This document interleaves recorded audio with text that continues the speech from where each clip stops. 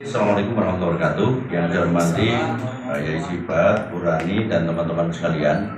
Dan yang lebih saya hormati rekan-rekan wartawan. Hari ini kita melakukan silaturahmi ya, dalam hal kajian hari akad di Askarima, di bawah pimpinan Pak Yai Sibat. Bahwa silaturahmi hari ini terkait dengan bahwa pesantren merupakan basis garda terdepan dan benteng terakhir terkait dengan degradasi moral bangsa Indonesia. Ini dimulai dari pesantren, di mana tadi sudah saya cek ada TK-nya, kemudian ada sanawiyahnya tinggi, dan semuanya adalah anak-anak kita yang hafidz Al-Quran. Dan namanya ilmu hafidz Al-Quran itu mendidik anak kita itu, satu, dia cerdas, yang kedua dia lebih kritis, dan yang ketiga lebih pintar dia, karena akan timbul kreatif. Kita menyadari semua rekan-rekan sekalian, dengan adanya namanya media sosial yang bisa menembus batas dan waktu, yang dengan nilai detik dan menit, kita harus membentengi pesantren sebagai benteng. Karena di pesantren itu dididik tidak hanya ilmu terkait dengan duniawi, tetapi juga ilmu terkait dengan bekal nanti di akhirat.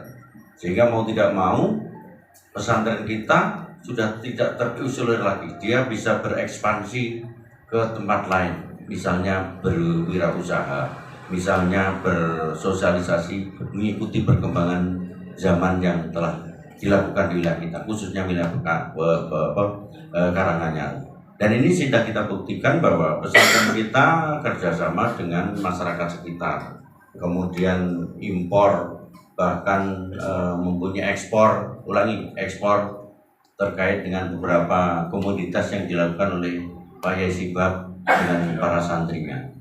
Dan saya mengimbau barangkali lewat media ini, mari kita mendidik anak-anak kita tidak hanya di pesantren, tetapi juga di pendidikan-pendidikan lain, yang itu merupakan kunci pondasi daripada bangsa ke depan, terutama bonus demokrasi pada tahun 2045. Oke, cukup.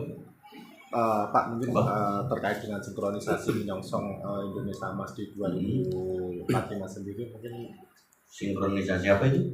Untuk menyongsong Indonesia Emas di 2045. Kita semuanya harus bangga ya 2024 nanti.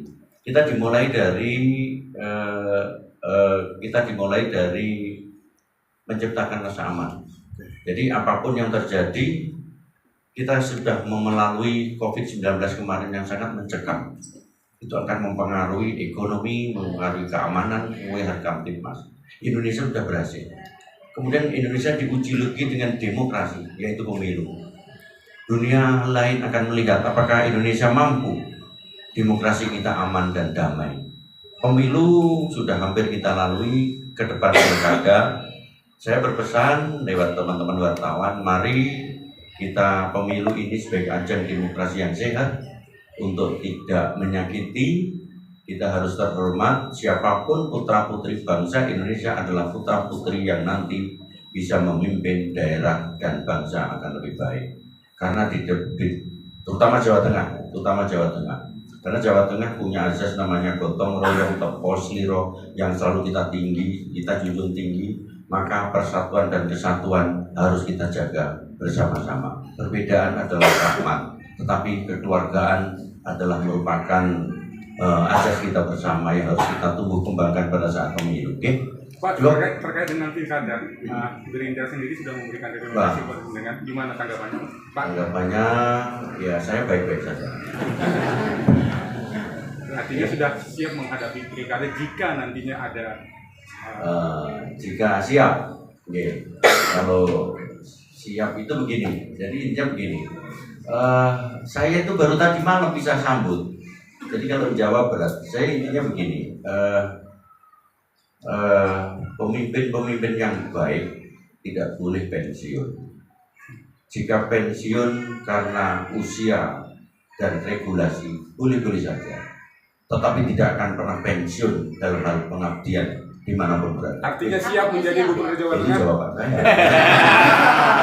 Jawaban ganti, cukup, oke?